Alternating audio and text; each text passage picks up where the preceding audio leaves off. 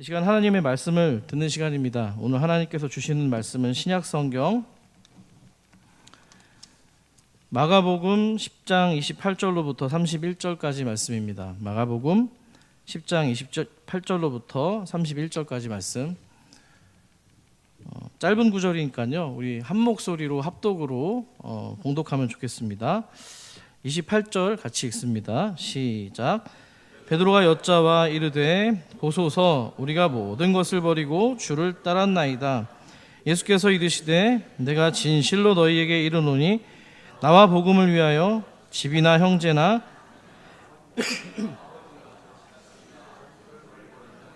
현세에 있어 집과 형제와 자매와 어머니와 자식과 전토를 100배나 받되 박해를 겸하여 받고 내세에 영생을 받지 못할 자가 없느니라. 그러나 먼저 된 자로서 나중되고 나중된 자로서 먼저 될 자가 많으니라. 아멘. 지난 시간 우리는 부자였던 청년 관원의 이야기를 살펴봤습니다. 이 청년이 예수님 앞에 가지고 나왔던 인생의 물음표가 뭐였을까요? 그건 바로 내가 무엇을 하여야지만 영생을 얻을 수 있겠습니까? 라는 질문이었습니다. 하지만 이 질문 자체가 잘못됐다고 말씀드렸습니다. 영생은 뭔가를 해서 우리 편에서 뭔가를 더해서 얻는 것이 아니고요. 어린아이처럼 예수의 공로를 통해서 그저 받는 것이기 때문입니다. 믿으십니까? 그래서 주님께서는 율법을 다 지켰노라고 이 말한 청년에게 가진 재물을 다 팔아서 나를 따라오라고 권면합니다. 그때 청년의 반응이 어땠어요? 슬픈, 그렇죠, 기색을 띠면서 돌아갔다고 기록하고 있습니다. 주님께서는 그 모습을 바라보시면서 제자들에게 교훈합니다. 그만큼 부자가 하나님 나라에 들어가는 건 낙타가 바늘길을 지나가는 것보다 어렵다라고 강조하신 겁니다. 그런데 그 말을 들은 제자들이 약간 당황하면서 묻습니다. 아니 주님, 그러면 도대체 누가 구원을 받을 수 있단 말입니까? 좀 볼멘 소리를 한 거잖아요. 그랬더니 주님이 뭐라고 말씀하시죠? 사람으로는 할 수 없으되 하나님으로서는 다 하실 수 있느니라. 아멘이십니까? 사람으로서는 할 수 없으되 하나님으로서는 다 하실 수 있다는 이 말씀을 믿으시기를 축복합니다. 좌우 우리 옆 사람과 또 앞 사람과 뒷 사람과 인사하실 때 이렇게 한번 인사해 보겠습니다.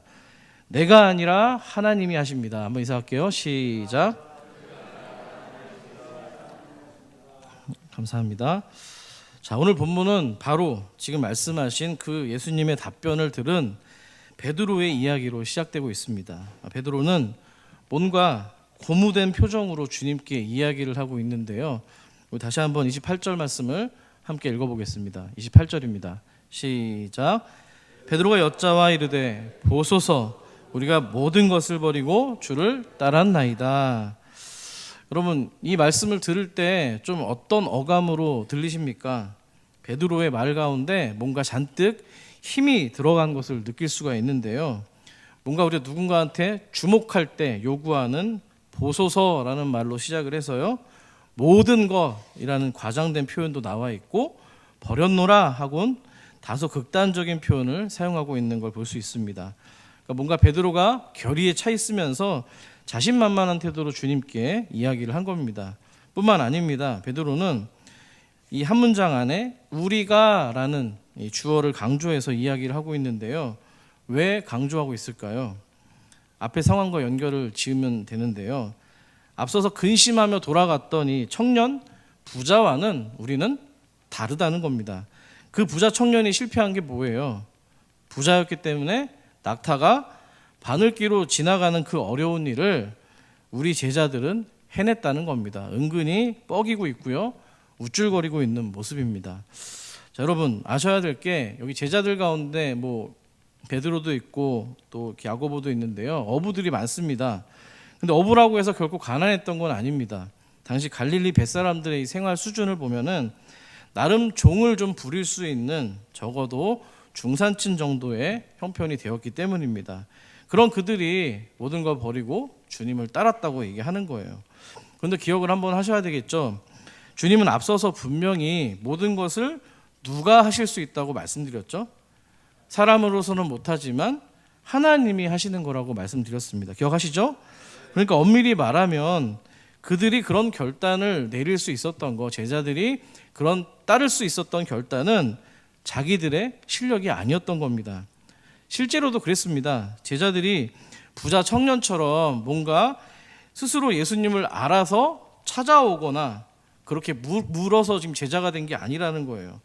예수님께서 먼저 제자들에게 찾아오셨고요. 또 그들을 메시아의 구세주의 권위로서 불러주셨기 때문입니다. 그렇지만 3년이 지난 지금 베드로의 모습은 어떻습니까? 그 순종의 결단을 마치 자신의 실력으로 한 것처럼 주장하듯이 지금 이야기를 하는 겁니다. 내가 주님을 찾았고요. 내가 주님을 선택했고요. 내가 주님을 위해서 모든 걸 바친 것처럼 이야기를 하고 있다는 겁니다. 자, 이 고백에 대한 베드로에 대한 이 주님의 반응이 어땠을까요? 제가 주님이었으면 이렇게 얘기했을 것 같아요. 베드로, 너 정신 안 차릴래? 너 뭔가 지금 착각하고 있는 것 같은데 너가 한 게 아니라 하나님이 하신 거잖아. 그걸 뭘 지금 자랑하듯이 얘기를 하고 있어. 너 그리고 말이야, 네가 버리면 뭐 얼마나 버렸다고, 모든 걸 버렸다고 지금 과장해서 얘기하고 있지? 그리고 너 부자 청년에 비해서 그렇게 대단한 존재도 아니야. 그렇게 우리는 이라고 콕 집어서 말할 필요가 있는 거야? 뭔가 이렇게 저 같으면 핀잔하면서 퉁명스럽게 얘기했을 것 같은데 주님은 그런 어조로 말씀하지 않았습니다. 물론 맨 나중에 가면은 주님께서 제자들에게 뭔가 조심할 것에 대해서 권면의 말씀을 합니다.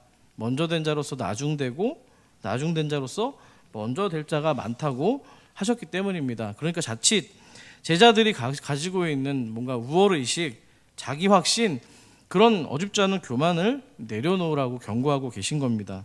자, 그러니까 주님을 위해서 모든 걸 버릴 수 있는 그 실력이 자신의 실력이 아니고요. 오직 하나님의 은혜인 것을 마지막까지 기억하라는 그런 내용입니다. 자, 그런 측면에서 우리 여러분들 영화배우 혹시 신영균 씨 아시나요? 화면에 한번 띄워주실래요? 저랑 좀 닮았죠? 네, 그럴 줄 알았어요. 네, 감사합니다. 네, 우리 권사님들 특별히 이렇게 환한 웃음을 띠고 계시는데 젊은 시절에 좀 연모하셨던 배우신 것 같아요. 자, 1960년대, 70년대 당대 최고의 남자 배우셨습니다. 빨간 마우라 공군 영화가 유명했는데요. 대종상, 청룡영화, 영화상, 각종 영화제에서 11번이나 나무주연상을 수상할 만큼 당대의 스타였습니다. 거기다가 국회의원이고요. 치과 의사였고요. 서울대 나왔습니다. 재산도 상당한 부자였습니다. 자, 그런데도 이런 모든 걸 다 가진 존재면 뭔가 스캔들이 날 법도 한데 그런 거 한 번도 없었습니다. 그리고 오히려 미담이 많은 인물인데요. 한두 가지만 설명드리면 100억 원 상당의 이 대지를 갖고 계셨는데 모교였던 서울대학교에 발전기금으로 기부를 했고요. 또 자신의 재산 가운데 500억을 한국영화 발전을 위해서 사회에 내놨습니다. 별로 놀라지 않는 산서울의 수준입니다. 여러분 500억이 실감이 안 나세요? 500억이라고요. 500원이 아니라 500억입니다. 상상도 못할 돈이잖아요. 그거를 사회에 내놓은 거예요. 와, 한마디로 노블리스 오블리제의 본을 보여준 공인입니다. 특히 이 신영균 씨는 유명한 예화가 있는데 자신이 죽게 되면, 아직 살아계시잖아요, 내 관에, 자기가 누울 관에 낡은 성경을 넣어달라고 그렇게 유언을 남겼습니다. 그만큼 독실한 기독교 신자인데요. 그분이 삶의 모토로 삼고 있는 성경 말씀이 하나 있습니다. 오늘 본문과 연관이 되기 때문에 말씀을 드리는데요. 고린도전서 15장 10절 말씀을 같이 한번 읽어보겠습니다. 시작.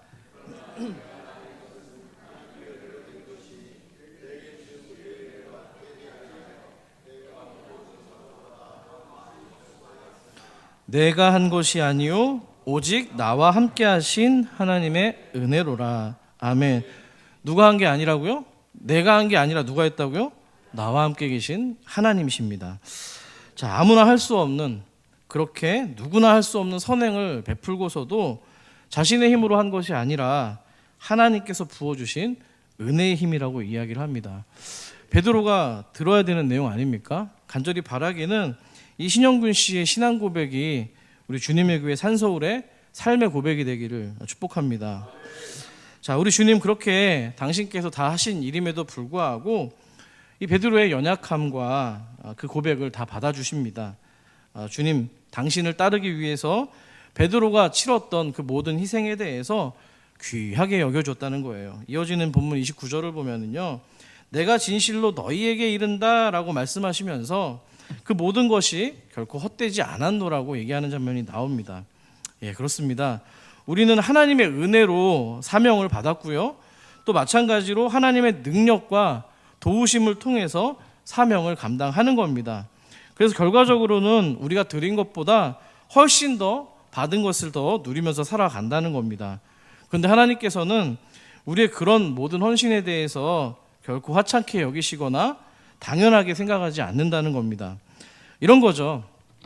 얘들아, 너희가 모든 것을 버리고 날 따라온 것을 안다. 그래, 잘했어. 착하고 충성된 종아, 너희가 버린 모든 것들을 내가 다 일일이 기억을 하고 있단다. 그것이 너희 편에서는 버려진 것처럼 보일지 모르지만 그건 결코 버려지는 게 아니란다. 내가 반드시 너희의 삶 가운데 대갚아 줄 거야. 너희가 무엇을 버렸든지 간에 그 버린 것에 100배를 받게 될 거야. 이 땅에서도 너희의 모든 삶은 그렇게 복된 삶이 될 거야. 주님께서는 이렇게 약속하고 있는 겁니다. 이 말씀을 믿고 누리시는 은혜가 있기를 소망합니다. 자, 그렇다면 여쭤보겠습니다. 여러분은 주님께서 말씀하신 그 100배의 축복을 지금 다 누리면서 살고 계십니까? 여러분이 내려놓은 그 소유와 물질 또는 시간과 모든 인간 관계들, 섬김, 정말 100배를 지금 돌려받고 계십니까? 지금 여러분들의 표정을 봐서는 뭔가 손해를 보신 얼굴들을 하고 계시는데요. 하지만 주님께서는 분명히 말씀을 하셨습니다. 근데도 불구하고 우리가 정말 누리고 있지 못하다면 뭔가 문제가 있는 겁니다. 나는 분명히 버렸는데 받지 못하고 있다라면 그 100배를 좀 달라라고 하나님께 좀 항변이라도 하시기를 소망합니다. 그렇다면 과연 어디서 문제가 발생된 걸까요? 이런 생각을 해봅니다. 여러분들이 혹시 주님을 위해서 버린 게 없기 때문에 그 100배의 보상과는 무관한 게 아닌가, 이런 생각을 해볼 수가 있고요. 또 이런 게 있을 수 있죠. 처음에는 주님을 위해서 내려놓는다고 생각을 했는데 여전히 지금까지도 어쩌면 그것이 하나님의 주권 아래에 있는 게 아니라 여러분의 주도권 아래에 있는 건 아니냐는 겁니다. 말만 버린다고 했지 실제로는 그것에 대해서 더 강하게 집착하거나 내 것으로 움켜쥐고 있는 영역이 있을 수 있다는 겁니다. 또 혹시 이런 경우도 있죠. 뭔가를 버리긴 했는데 그것이 주님과 복음을 위해서 버린 게 아니고요, 뭔가 개인이나 엉뚱한 목적을 가지고 버렸을 수 있기 때문입니다. 사랑하는 우리 성도 여러분, 주님께서는요 29절 말씀에도 기록되었듯이 뭐를 위하여 버렸다고 지금 말씀하고 있죠? 나와 복음을 위하여 버린 것에 대해서 이야기를 하고 있습니다. 나와 있죠? 한번 읽어볼까요? 시작. 나와 복음을 위하여 집이나 형제나 자매나 어머니나 아버지나 자식이나 전토를 벌인 자는, 그러니까 주님을 따르기 위해서, 주님의 말씀에 순종하기 위해서, 또 사명을 감당하기 위해서, 복음을 증거하기 위해서 그런 목적을 가지고 내려놓은 것에 대해서 이야기를 하는 겁니다. 그러니까 그 버림이라는 게 예수님 기준에서는 목적이 분명한 버림입니다. 믿으십니까? 한번 따라해 볼게요. 목적이 분명한 버림. 예. 근데 여러분, 우리가 간혹 신앙생활하면서 이 예수님과 복음을 핑계 삼아서 마땅히 해야 될 인간적인 의무나 책임을 회피하는 경우들이 있습니다. 우리 예수님께서는 그와 같은 좀 신앙적인 왜곡을 좀 경계하고 계시는데요. 본문에도 나와 있지만 형제나 자매, 또 어머니나 아버지, 그분에게 마땅히 해야 될 도리를 다 하지 않으면서 그것이 마치 주님 때문인 양, 복음 때문인 양, 교회 때문인 양 남도 속이고 자신도 속이는 일은 정말로 삼가해야 된다는 겁니다. 어떻게 보이는 부모한테도 못하는데 보이지 않는 하나님을 더 사랑하고 이웃들을 더 사랑하겠냐는 겁니다. 그러니까 목사가 되기 전에, 성도가 되기 전에, 직분자가 되기 전에 먼저 인간이 되라는 말 또한 우리는 잊지 말아야겠습니다. 그런데 본문 29절에서 흥미로운 대목은요, 일부러 제가 읽었었는데요, 우리가 주님을 위해서 버릴 수 있는 어떤 인간에 대한 관계들, 소유에 대한 이야기를 하실 때 유독 빠져있는 대상이 있었습니다. 누굴까요? 아내와 남편에 대한 관계는 포함시키지 않았다는 겁니다. 자, 앞서 몇 주 전에 이 마가복음 10장에 있는 전반부를 다룰 때 주님께서는 남편과 아내가 한 몸이면 그것을 사람은 결코 나누지 못한다고 강조했습니다. 아마 그것과 같은 맥락인데요, 어떤 의미가 있고 중요한 사명일지라도 남편과 아내를 나누게 할 수는 없다는 겁니다. 믿으십니까?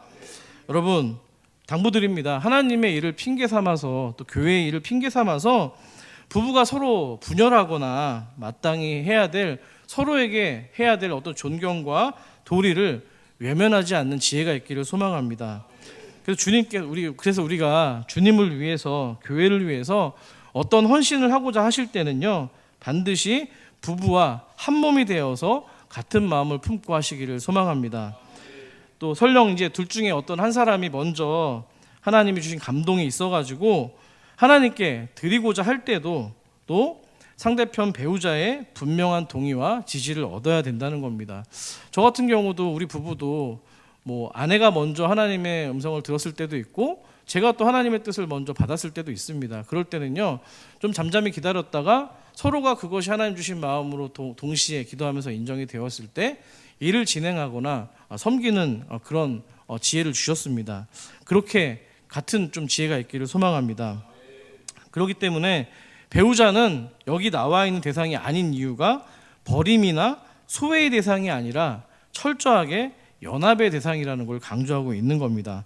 실제로 오늘 이야기를 하고 있는 이 베드로 역시도 고린도전서 9장을 보면은 늘 사역의 자리 가운데 자기 아내를 동참시켰다라는 말이 나와 있습니다. 성경이 그렇게 증언을 하고 있는데요. 뭐 또 다른 예로 들면은 신약에서 예수님의 모친 마리아도 있습니다. 마리아의 소명을 받는 장면이 있잖아요. 그때 마리아의 본인만의 결단으로 이루어지진 않았습니다. 하나님이 마리아에게만 가브리엘 천사를 보낸 게 아니고요, 누구에게도 보냈죠? 남편이었던, 그렇죠, 요셉에게도 천사를 보냈다는 겁니다. 그러니까 요셉이 동정녀 잉태를 잘 받아들일 수 있도록 미리 그의 마음을 만져주셨던 겁니다. 여러분, 부부는 이런 겁니다. 누구 하나의 믿음으로 결정하고 헌신할 수 있는 게 아니라는 겁니다. 우리 여기 계신 우리 성도님들, 남편과 아내가 된 우리 성도님들, 또 우리 앞으로 결혼하게 될 우리 청년들, 누구와 결혼을 하든지 배우자의 신앙이 어떠하든지 간에 서로를 향한 사랑과 존경하는 의무를 또 최선을 다하시기를 축복합니다. 좀 이야기가 곁길로 좀 나갔습니다만 그만큼 예수님과 복음과 또 교회를 핑계로 해서 가족과 친족들한테 마땅히 해야 될 의무나 책임을 회피하지 말아야 된다는 그런 취지에서 길게 말씀을 드렸습니다. 자, 오늘 본문은 주님과 복음을 위해서 우리가 포기할 것들을 분명히 기록하고 있습니다. 단순히 뭔가 세상이 말하는 무소유나 검소한 생활을 이야기하는 게 아닙니다. 예수 그리스도를 위해서, 복음을 위해서 명확한 그 목적 아래서 우리의 삶을 드리는 내용에 대한 이야기입니다. 앞서 마리아에 대해서 말씀드렸습니다만 마리아는 그 예수님의 말씀을 품고요, 하나님의 말씀을 품고요, 또 그렇게 하기 위해서 자신이 안전한 이 결혼 생활을 내려놓기도 했고요, 안락한 신혼 생활도 뒤로 미뤄야만 됐습니다. 그리고 자신이 꿈꾸던 어떤 평범한 가정도 좀 뭔가 머릿속에서 내려놔야 됐다는 거예요. 자, 그뿐만이 아닙니다. 더구나 거기에는 주님이 오늘 말씀하고 계시는 박해의 내용도 포함되어 있다는 겁니다. 어떤 박해가 있었죠? 예수님을 태어날 당시에 헤롯 왕의 핍박이 있었습니다. 그래서 어디로 갔어요? 그걸 피해서 멀리 이집트, 애굽으로 도망가야 됐기 때문입니다. 그만큼 주님께서는 지금 제자들에게 뭔가 보상을 말하실 때도 박해를 겸해서 받는다라고 분명히 언급하고 있는 겁니다. 지난 시간 기억나십니까? 이 땅에 임한 이 하나님의 나라, 그 나라의 영생을 누리는 삶 가운데서도 반드시 믿음의 싸움이 필요하다고 말씀드렸습니다. 그와 마찬가지로 오늘 하나님의 이 보상을 받는 상황에서도 동시에 그런 적용이 이루어진다는 겁니다. 그러니까 주님을 위해서 뭔가 버린다는 거는요, 그만큼 박해를 또한 받는 것과 긴밀한 연관이 있다는 겁니다. 그러니까 버렸다는 것으로 끝나는 게 아니고요, 버림으로써 그로 인해서 찾아오는 감당해야 될 세상과의 싸움이 남아 있다는 겁니다. 거기까지 가야지만 온전한 버림의 길이라고 얘기할 수 있는 겁니다. 사랑하는 우리 산솔가족 여러분, 버리는 얘기가 나오고 뭔가 박해까지 있다고 하니까는 성도로서 염려가 되실 겁니다. 하지만 너무 염려하지 마시기 바랍니다. 하나님은 사람이 감당할 시험밖에 허락지 않으시고요, 또 그 시험 앞에서 피할 길을 내시는 하나님이시기 때문입니다. 믿으십니까? 결국에 버리는 것도, 우리가 박해를 받는 것도 모두가 다 주님의 은혜요, 하나님의 사랑으로 이루어지게 됩니다. 로마서 8장 37절은 말합니다. 우리를 사랑하는 이로 말미암아 우리가 넉넉히 이기느니라. 아멘. 그 약속을 믿으시기를 소망합니다. 자, 그럼 이제 주님이 약속하신 그 100배의 보상에 대한 이야기를 마저 하도록 하겠습니다. 다시 묻습니다. 주님을 위해서 버린 것에 100배를 여러분들께서는 잘 누리고 계십니까? 100배가 아니면은 얼마를 누리고 계십니까? 사실 저는 오늘 본문을 읽다 보니까 조금 유치하다라는 생각이 좀 들었어요. 베드로의 모습도 그렇고요, 예수님의 모습도 좀 유치하다는 생각이 들었습니다. 왜냐하면은 베드로가 아까 뻐기는 장면이 있었잖아요. 우리는 부자 청년과는 좀 달라. 우리는 모든 걸 버리고 주님을 따랐습니다. 라고 이렇게 스스로 자기를 이렇게 공치사하는 것도 좀 꼴보기 싫었고요.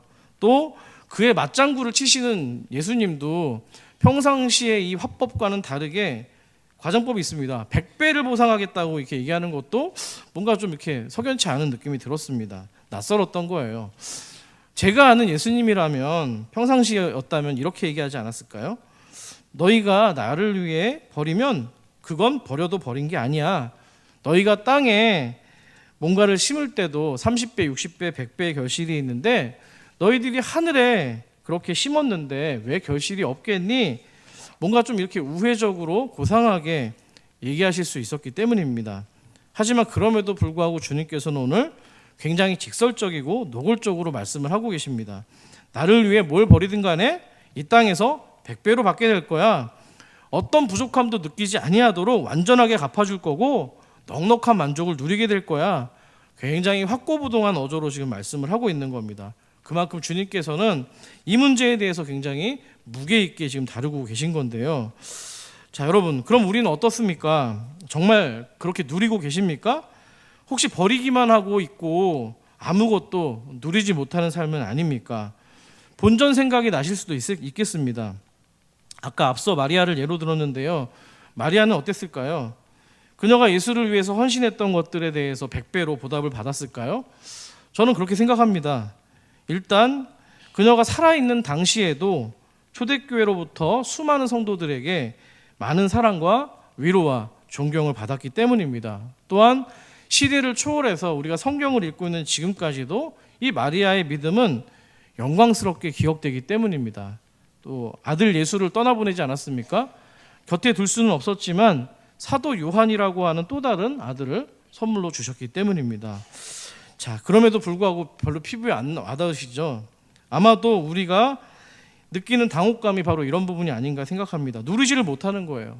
물질과 시간과 마음과 정성, 모든 것을 주님을 위해서 버렸는데 피부에 느끼기에는 당장 100배의 보상은 100배의 보상 정도가 아니라 단 한 10배 정도의 보상도 누리지 못하는 것 같은 느낌이 있기 때문입니다. 저는 좀 말씀을 보다가 좀 그런 생각이 들었습니다.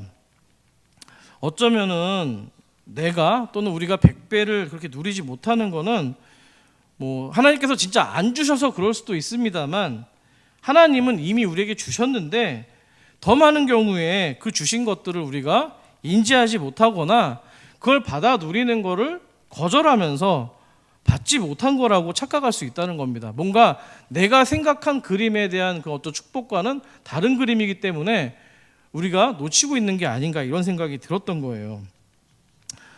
저는 사실 집도 뭐 제 이름으로 된 것도 없고요.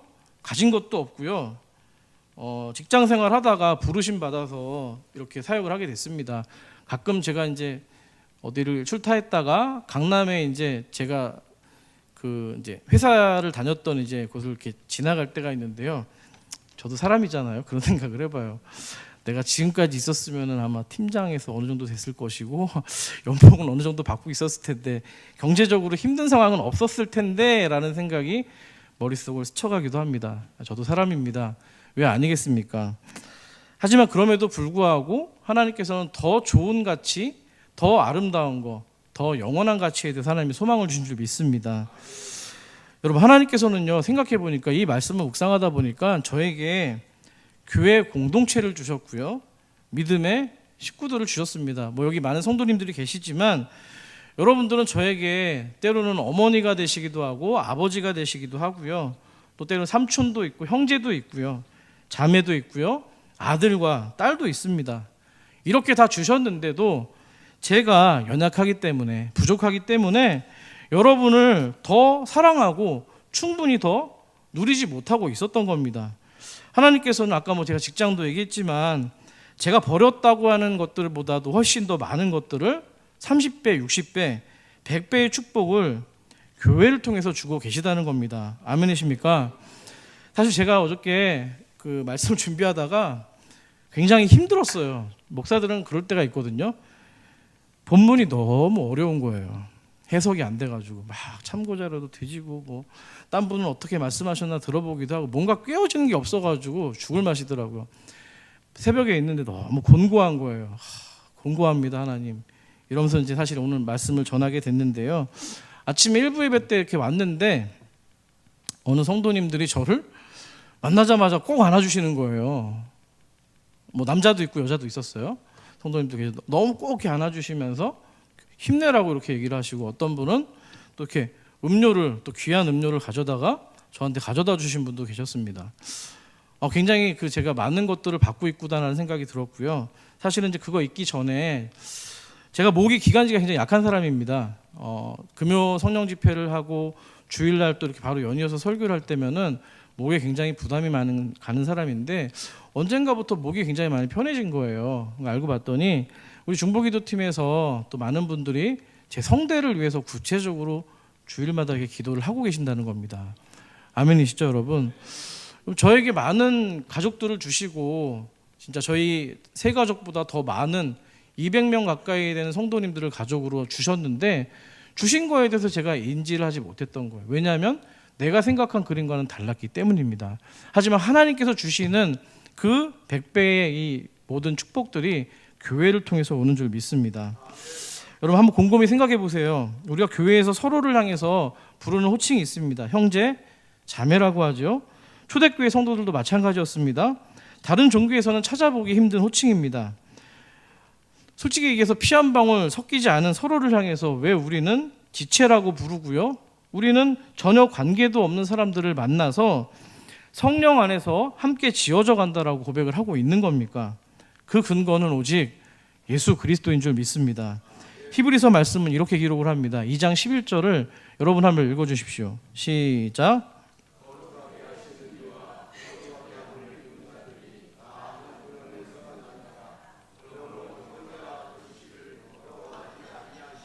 자, 그럼 마가복음에서는 또 어떻게 얘기하고 있을까요? 3장 35절입니다. 시작. 누구든지 하나님의 뜻대로 행하는 자가 내 형제요, 자매요, 어머니이니라. 아멘. 우리가 이 말씀을 정말 하나님의 말씀으로 믿고 신뢰한다면요, 주 안에서 여기 계신 우리 서로는 남남이 결코 될 수 없는 겁니다. 믿으십니까? 저는 분명히 확신합니다. 주님이 약속하신 이 100배의 보상과 축복은요, 다름 아닌 교회로 모인 저와 여러분, 또 그 교제와 사랑 안에서 채워져 가는 줄 믿습니다. 물론 하나님께서는 눈에 보이는 어떤 가시적인 세상의 다른 통로를 통해서도 100배로 보상해 주실 수 있습니다. 하지만 교회보다도 더 확실한 보상은 없다는 거예요. 다만 교회 속에 우리에게 많은 것들을 100배 이상, 1000배로 주셨음에도 불구하고 우리가 발견하지 못하고 우리의 욕심 때문에 주님 주신 것들을 거부하면서 받아들이지 않는 그런 상태만 있을 뿐이라는 겁니다. 사랑하는 여러분, 교회를 다니는 거 하고요, 교회가 되는 거 하고요, 교회를 누리는 거는 완전히 다릅니다. 여러분, 오랜 시간 우리가 예수를 믿었는데도요, 그저 성도 간에 적당한 거리를 두면서요, 어색한 웃음을 지으면서 그저 주일날 만나는 분들이 계십니다. 그렇게 교회를 다니기만 하는 분들은 스스로에게 한번 질문을 해보시길 바랍니다. 핀잔을 주는 게 아니라 말씀 안에서 한번 자기 자신을 세워보라는 거예요. 내가 과연 주를 위해서 뭔가를 버렸고 내가 뭘 버렸을까? 나는 주님을 위해서 또 버렸을 때 뭘 누리고 있는가에 대해서 생각해 보시면 아마 10중 8구 누리는 게 남아있지 않을 겁니다. 반면에 교회가 돼서 교회를 누리는 성도는요, 예수 그리스도를 통해서 연결된 모든 성도들을 통해서 100배의 보상을 받는 겁니다. 여러분 믿으십니까? 가장 좋은 것들을 성도가 함께 나누고요, 사도행전에 나오는 이 초대교회 모습처럼 모든 것들을 통용하고 또 재정을 함께 나눠도 아까워하지 않는 겁니다. 이게 단지 감정적인 어떤 호의나 친분을 의미하는 게 아니고요, 하나님의 사랑 안에서, 성령 안에서, 은혜 안에서 부어주시는 하나님의 보상인 줄 믿습니다. 바라기는 정말 우리 교회가 그런 교회로 함께 지어져 가기를 소망합니다. 여러분, 우리 신앙은 선택과 기로에 놓여 있습니다. 버리고, 주님을 위해서 버리고 100배를 누릴 것인지, 아니면 끝내 버리지 못하고 아무것도 누리지 못할지 말입니다. 교회를 통해서 이 땅에 예비하신 하나님의 나라와 영생의 삶을 경험할 것인지, 아니면 일평생 이 하나의 건물에 불과한 교회를 그저 왔다 갔다 하면서 그것이 참된 교회인 줄 착각하면서 살 것인지, 우리는 이 시간 결단하시기를 소망합니다. 그래서 산서울교회를 다니는 게 아니고요, 산서울교회가 되는 은혜가 있기를 소망합니다. 여러분, 모세의 이야기 하나만 이야기하고 말씀을 맺도록 하겠습니다. 하나님께서 모세를 부르실 때 시내산 어디서 불렀죠? 불붙은 떨기나무에서 불렀습니다. 기억하십니까? 그리고 이스라엘 백성들을 출애굽할 명령을 주면서 가나안으로 데려갈 것을 명령합니다. 자, 그렇게 부르심과 사명을 받은 모세는 이방인이었던 아내와 이 애들을 처가에 맡기고 애굽으로 향하게 되는데요, 아마 그때 모세는 생각했을 겁니다. 내가 지금 하나님을 위해서, 사명을 위해서 내가 가진 모든 것들을 버렸다고 생각했을 겁니다.